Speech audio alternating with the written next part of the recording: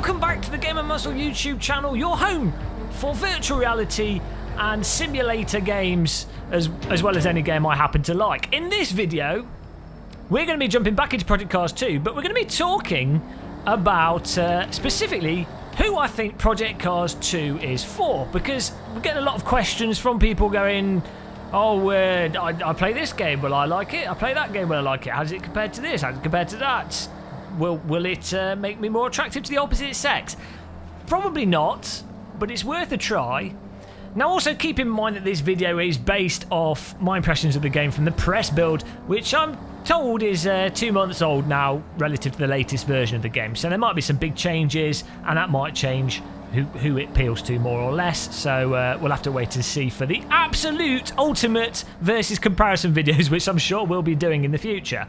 So in my opinion, the people that Project Cars 2 will most appeal to in terms of raw numbers will be on the console side, and people that are looking for something that's got a lot of content there, has a general single player to it, but is tighter, sharper and more realistic than, say, Gran Turismo, Forza or the Codemasters Formula 1 games. Basically, people that maybe like all those games for what they happen to offer, but they want something more realistic and a little bit more racing, a little bit more serious on the console side. And let's face it, on the console side, there's literally just Assetto Corsa and Project Cars, so there's not much of a choice. And in my opinion, it's absolutely fantastic that something as realistic as Project Cars 2 is coming out on the consoles, and hopefully we'll get more people addicted to this ludicrous hobby. Now on the PC side, I definitely don't think Project Cars 2 in an absolute sense would get anyone that's a specific hardcore fan of, say, R-Factor 2, iRacing, Assetto Corsa, or, you know, one of those simulators, the type of person that happens to just play one of them because it's their holy grail. It's not gonna be something that replaces their holy grail simulator and makes them want to put it in the campfire and then only play Project Cars 2. So don't worry, sim religionists, your faith in your specific simulator won't be tested by Project Cars 2. Now, those of you like myself that are a little bit slutty, let's say, you know, we aren't too picky, we tend to play everything. The type of people that look at each simulator and go, okay, what does this simulator offer that I can't get from another one? And then you play it for those features that you can't get in the other simulator. I think there is a lot in Project Cars 2 that will make you actually enjoy it and make it worth playing. Namely, in my case, the things that really seem to stand out in Project Cars 2 is the sheer breadth of content, the fact that you've got the track racing and the off-road racing, the general structure that content's available in, particularly the ease of use there is in terms of setting up your own server with whatever you want and being able to have friends come in or isolate people so they can't join unless they've got certain ranks. I think there's just a simplicity and a cohesive nature of having a single game. Obviously the negative with that is, personally, I love modifications, and modifications get me playing a game for years and years and years.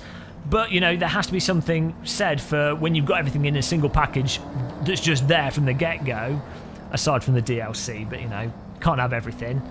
And then lastly, other than R-Factor 2, and I don't think R-Factor 2 does it particularly well, just the dynamic weather system they've got in this, especially with the cars that I happen to think are the more realistic ones in it, it's just really fun and a really unique challenge, having the track change from wet to dry and the racing lines and everything. And again, I can see in multiplayer that being really enjoyable if you set up, say, a 10-lap race with accelerated time, mandatory pit, or even like a 20-lap race, mandatory pit stop, and then you've got random weather or something. I think there could be a lot of enjoyment in there. But that will, of course, depend on the netcode and the actual end result of the multiplayer. I haven't had a chance to test it to know for sure, so that's something that's open to change. If the multiplayer is a disaster, then that would seriously hamper my enjoyment of the final version of the game. I think the end result is that Project Cars 2 is just going to be a really divisive game when it comes out. Slightly Mad Studios are just flying their little Cessna aeroplane with loudspeakers on it, trolling the not only the SimCady console games, Forzas and GTs, but they're also trolling the driving simulator religions as well. I mean, the thing is, I definitely feel that, for example, with Forza, if you played that for the single player, you'd probably still prefer the single player in that over Project Cars 2, in the sense of the way you unlock stuff and you get a sense of gratification for unlocking the cars and the little cinematics they do and the presentation that you get in Forza.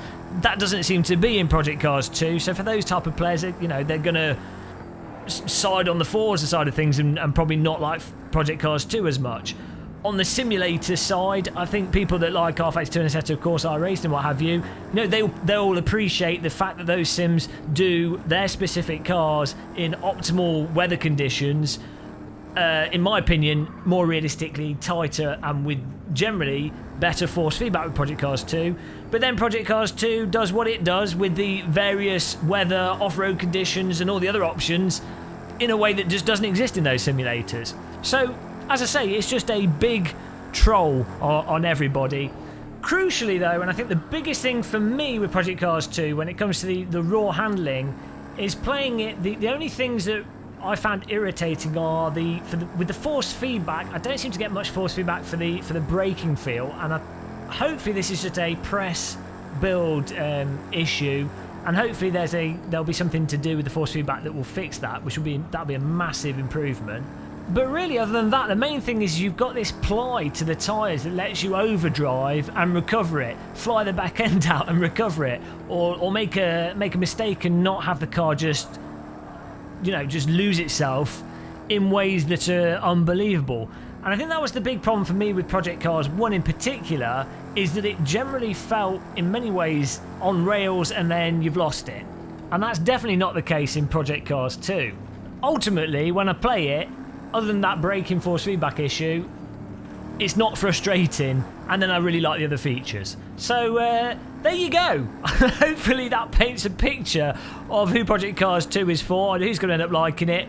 For those of you that have got a spade out and you're trying to dig up golden nuggets of Project Cars 2 information.